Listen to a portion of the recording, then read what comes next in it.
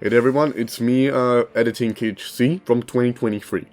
Everything in this video was scripted and recorded sometime during December of 2022, and the only reason why up until now I haven't uploaded it, even edited it, is because my PC's power supply died, and so, my PC was out of commission for quite a while. Because of that, a lot of the things that I talk about, or not a lot, but a handful, are not, accurate anymore, so, sorry for that. I will probably come in and just fix stuff.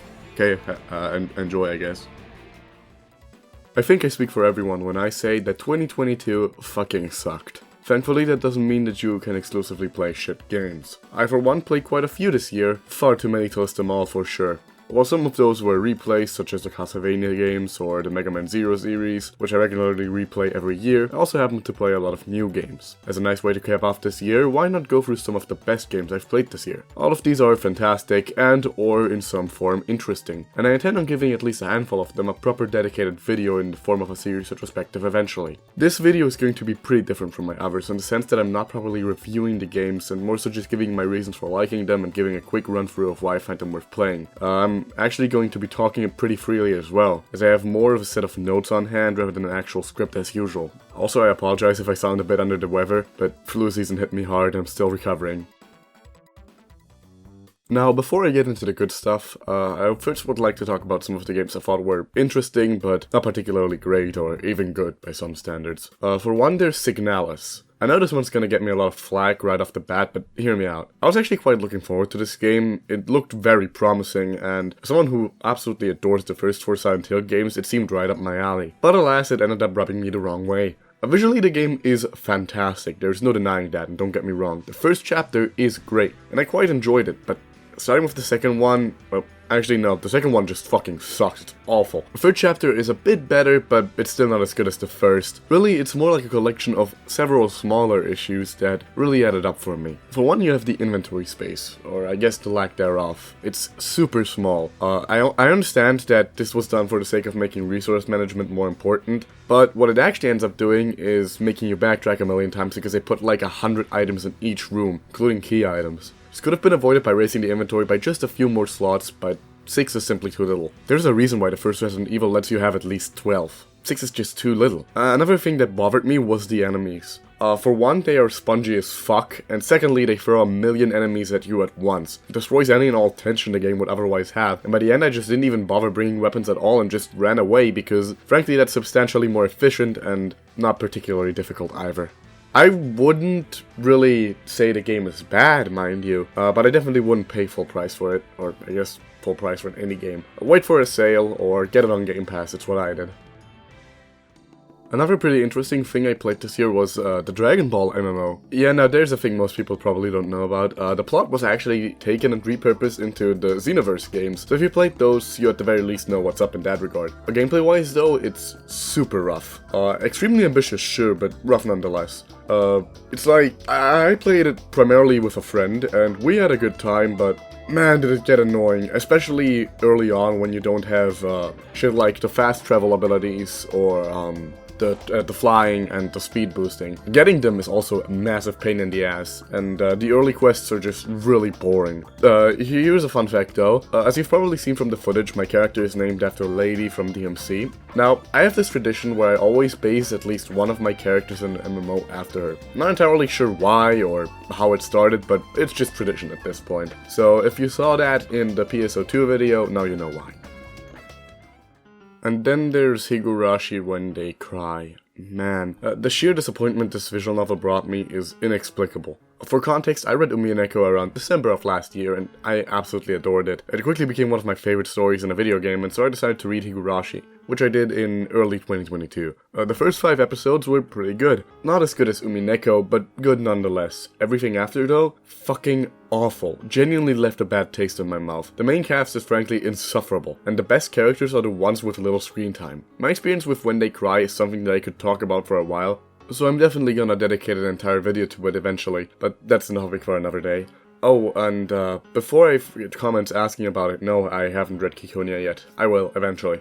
As for Higurashi, yeah, I actually ended up reading the manga after the visual novel too, just to see how they compare, because with Neko that actually made quite the difference. And honestly, I think the manga is better off because the pacing is substantially less shitty, but yeah, it does not fix the latter half of the story. It's just, oh god, it's awful.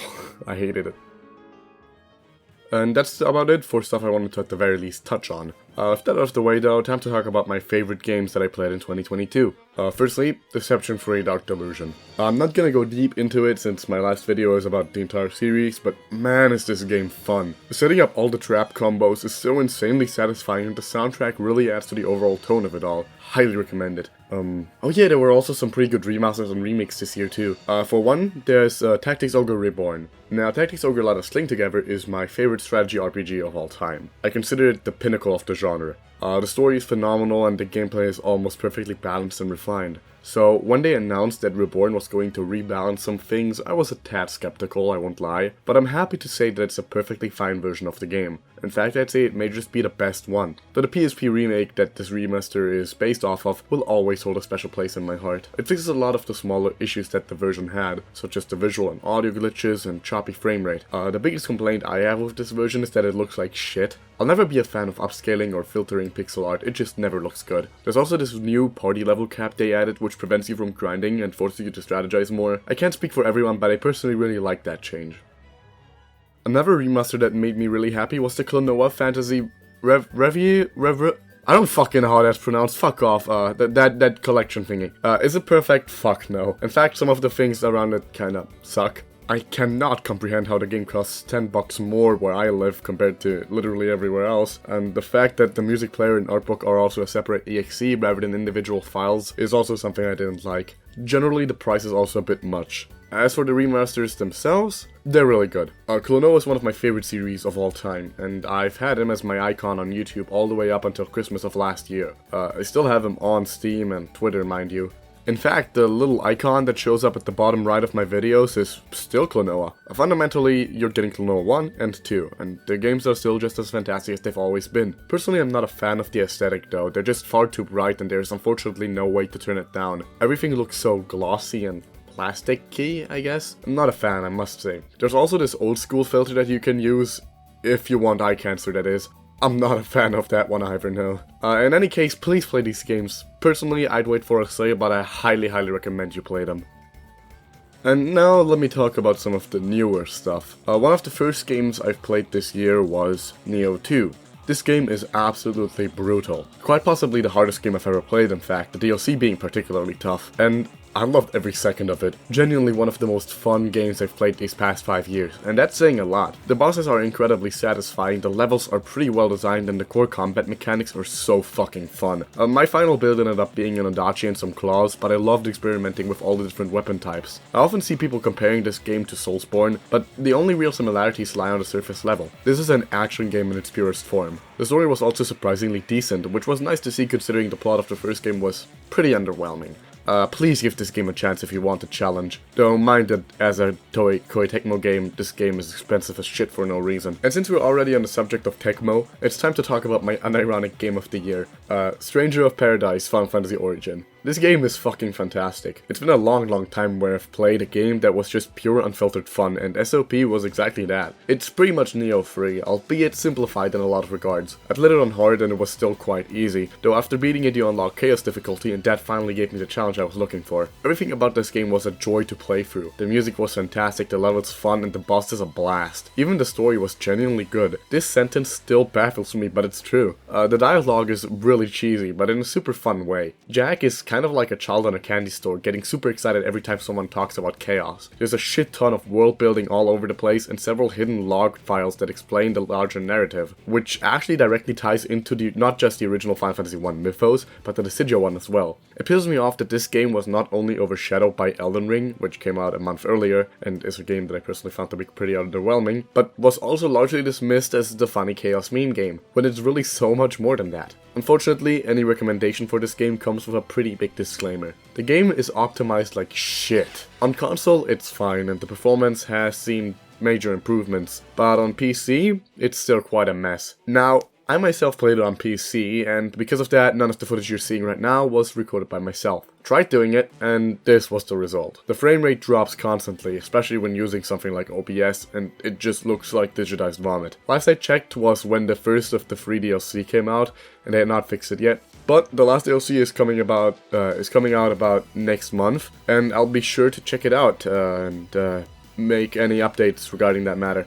Please give this game a shot if you can. It's actually unironically great. Well, I call Stranger of Paradise my favorite game of the year, but that's only half true. There's actually one other game that came out this year that I had even more fun with, but I don't count it because it's on early access. Sanabi The Revenant. The best way I can describe this game is Katana Zero meets Bionic Commando. Though even that is a gross oversimplification. I think the footage speaks for itself, but holy shit, this game is fun. I've been borderline addicted to it ever since the demo came out.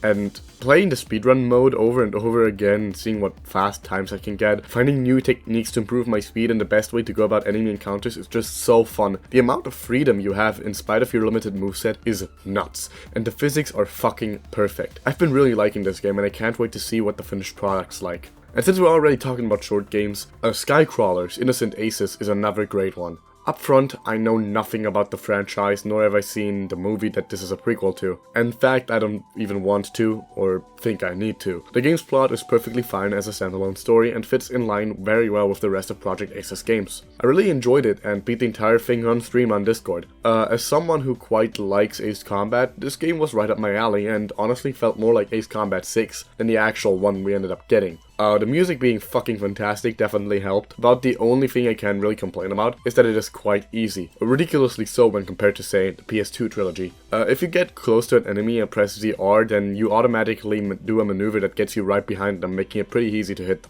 This was most certainly done to compensate for the lack of homing missiles in this game, but I think it goes a bit overboard in that regard. Overall, a great time though. I can only imagine how nightmarish it would be to play with a Wiimote instead of a classic controller. I decided to leave the two biggest games I've played this year for last. For one, there's Xenoblade 3. It's no small secret that Perfect Works is one of my favorite franchises. It's even less of a secret that I detest Xenoblade 2 but love Tornado Golden Country. With this in mind, I was very skeptical of this game's quality, although ultimately remaining optimistic. And man, Blade 3 did not disappoint. This game is fucking beautiful, and may just be the best RPG released these past 5 years. While not perfect in any way, with the side content in particular being pretty lacking and the villains as a whole being quite underwhelming, I had an amazing time playing this. The best way I can put it is that this game is essentially just Tetsuya Takahashi sucking himself off. The game is like a giant celebration of everything Xeno, allowing the series to come full circle and being the closest thing to Xenogears since Saga 3. Frankly, you'll get substantially more out of having played Gears and Saga before it than Blade 1 and 2, as ironic as that may sound. It may not have been my game of the year, but my god did it get close. If you're a fan of Takahashi's work and still haven't played Blade 3, then I implore you to do so. You will not be disappointed. I have a lot more to say, but frankly, I'd like to keep all of that for when I eventually make a Xeno/Perfect Works retrospective, as the game could easily fill in video on its own. As for the series that I by far put the most time into this year, that probably has to be Utawarerumono. I won't go into details, as with Xeno I really want to make a series retrospective on this thing because it's weird, but at first I just started playing these games because of a friend of mine who was playing the remake of the first one and it reminded me of Sakura Wars, and then I kinda got roped into playing all of the games. Long story short, I think that Prelude to the Fallen is half good and half shit and constantly jumps between the two whenever it feels like. Mask of Deception is fucking boring for the first 2/3 and actually becomes good in the last third. And Mask of Truth actually kind of fucking rules. That's the one I'm mainly talking about for this section. It's hard to talk about why I like this game without spoiling major parts of the entire Mask duology, but man is it good. Offensively so. They took pretty much everything I disliked about the prior entries and fixed it. Fanservice was dialed back drastically. Characters who were annoying two-dimensional caricatures of anime tropes have been given some real depth. The gameplay was enhanced and made more frequent, and the story focused entirely on war fiction, which I find to be the series' greatest strength. There are some things that still did bother me though. For one, the comedy is fucking garbage, no matter how hard they try. Though this game did manage to get some chuckles out of me, which is more than I can say for any of the others. Also, once the first major act ends, which is a proper follow-up to the events of Deception, there's a pretty jarring shift into the second, which serves more as a sequel to Prelude. It's like they tried shoving a second game's plot into a quarter of this game's runtime, and it kinda just doesn't work. There's also the matter of the ending, which, I'll be honest, pissed me off. They pulled a perfectly bittersweet scene that would have been an excellent ending and then the game just kind of keeps going and pulls a shitty Deus Ex Machina that kind of undoes any impact that scene had. Still, I really like that game, I would recommend it, but having played both Prelude and Deception is essentially a necessity to properly understand it. I hear the anime adaptations are pretty good, so those may serve as an alternative to the first two games, but I haven't seen them and I don't want to, so I can't judge. Funnily enough, I was playing Deception, and then I just found out that a prequel to the Masterology was gonna come out soon, being Monochrome Mobius. I'm currently playing through that. Hey there, Future KHC here again. So at this part of the video I was gonna go on about how I'm currently playing Monochrome Mobius and how it's okay. Since then I have beaten the game, after I got my new PSU in. I beat the game, it didn't get better, the ending was really fucking weird, didn't make a lot of sense to me, and it's probably gonna be like a completely alternate universe type of stuff, and not totally related to the main series. So yeah, it's a pretty overall mediocre game, not that good. Maybe making a video on the series eventually, I don't know. Okay, back to the video. As of the release of this video, they have also already released a great Ace Attorney style detective game set during the events of Deception. It looks funny, so I'm definitely gonna play that one too. And that concludes the list of the most memorable games I've played this year. I know this video was very different from what I usually make and possibly hard to sit through, but I hope you didn't mind the self-indulgence for a change. It's hard to think that I've been making these videos monthly for 3 years now, but here we are. It's honestly kinda shocking to me that some people, no matter how small an amount, are willing to sit through and watch my videos. It means a lot, and even though I don't know you, and definitely don't want any parasocial relationships with you, you are not my friend, I cannot deny that I am grateful. And it's KHC from the future again. This is the part of the video where I'm saying, yeah, have a nice holidays, happy new year, hope you're all doing well. It's not working either anymore, fuck. I have to rewrite this entire fucking script, god damn it. I hope you had a happy holidays, and I hope you had a happy new year. And it's currently in the middle of January, I guess, by the time I'm uploading this. So, I hope you're doing well. Hope you're having a good year. I don't know what to say. Yeah, see ya.